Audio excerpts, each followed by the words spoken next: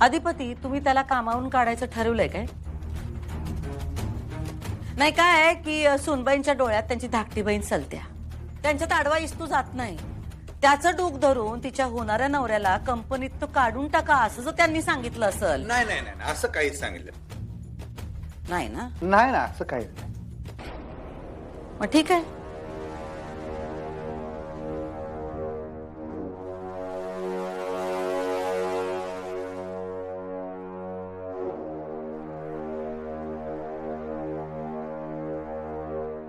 अधिपती, तुम्हाला एक गोष्ट सांगतोय आम्ही, बायकोला बायकोच्या जागी ठेवायचं.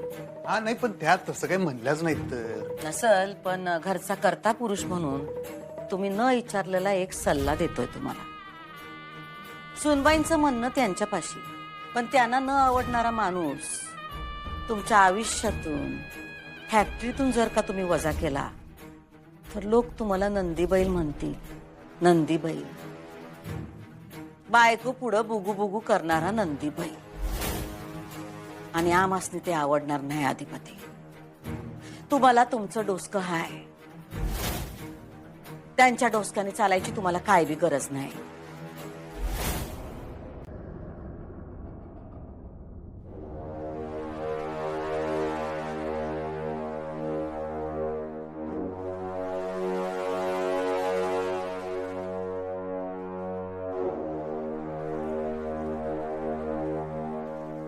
अधिपती, काय झालं? काय नाही. अपसेट दिसताय. नाही नाही. नक्की? होय हो, काय काय नाही काय. मी बोलले भुवनेश्वरी मॅडमशी कशाबद्दल? इराबद्दल. तुम्ही इराला जास्त एंटरटेन करू नका. हा. मला नाही वाटत तिचं या घरात येणं चांगलं आहे म्हणून, हेही सांगितलं. अहो बहीण आहे तुमची, केवढा राग करशील. अधिपती, जे काही झालं ना त्यानंतर मी तिला माझी बहीण मानत नाही. तुटलंय आमचं नातं. मी इराला सुद्धा सांगितलं या घरी येत जाऊ नकोस म्हणून.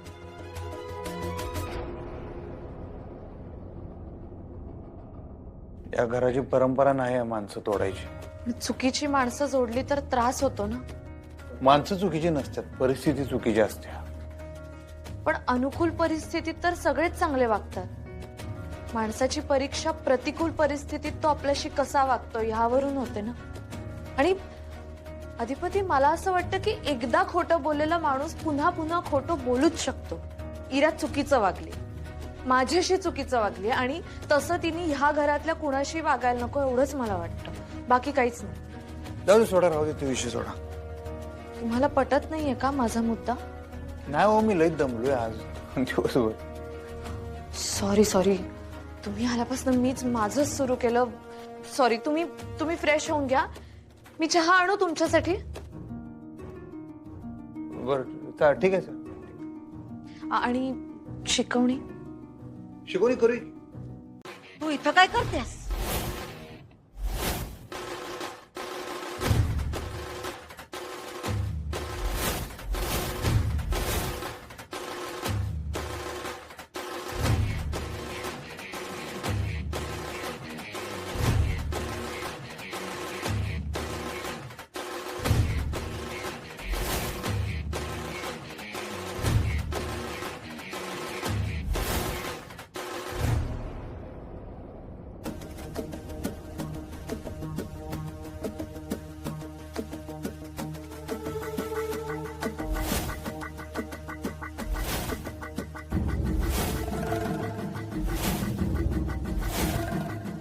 आमच्या घरात पाटी आणि फळा, आमच्या घरात शिक्षणाचा खेळ मांडलाय बाई तुम्ही. तुमची ही हिम्मत.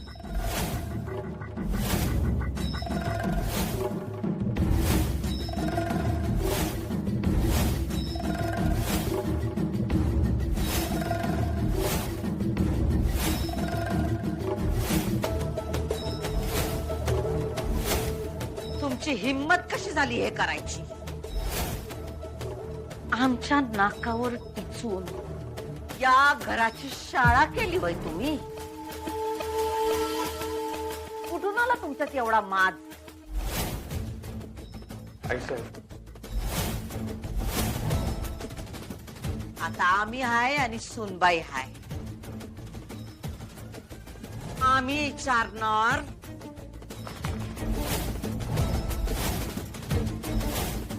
आणि त्या बोलणार.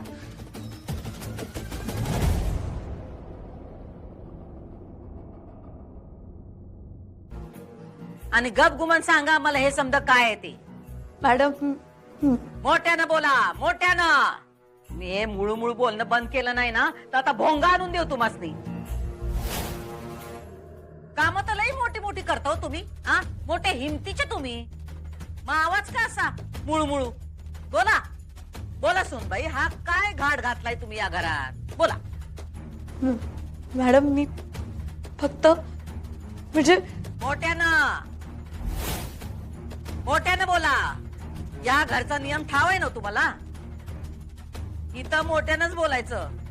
काय या घरचे सगळे नियम धाब्यावर बसवायचे ठरवले तुम्ही? आईसाहेब तुम्ही जरा शांत व्हा, तसं काही सुद्धा नाहीये. अधिपती, तुम्ही का असं करायलेत? हा, यांच्या संगतीचा परिणाम झाला वय. म्हणजे तुम्हाला म्हणलं ना हो आम्ही, तुम्ही ह्यात बोलू नका. कारण आम्हाला चांगलं ठाव आहे, यात तुमची काय बी चूक नाही.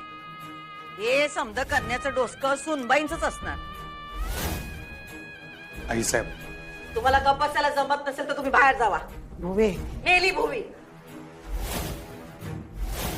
तुला पण तीच कॅसेट वाजवू का? हा, गप्प बसा. सुनबाईंना पाठीशी घालायचा प्रयत्न करू नका. भुवे, भुवे, माझं ऐकून तर घे.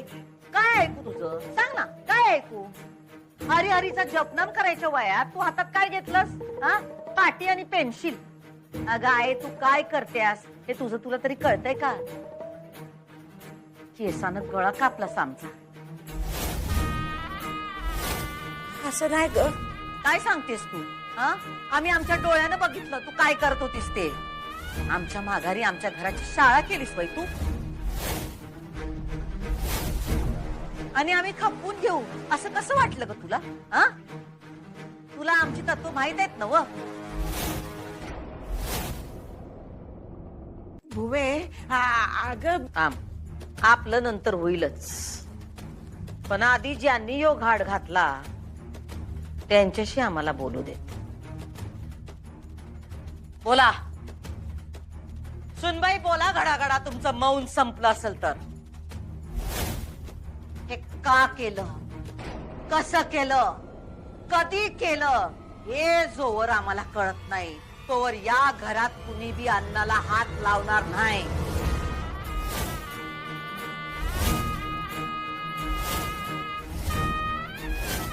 हे समज करून तुम्ही आमच्या तत्वाला सुरुंग लावलाय.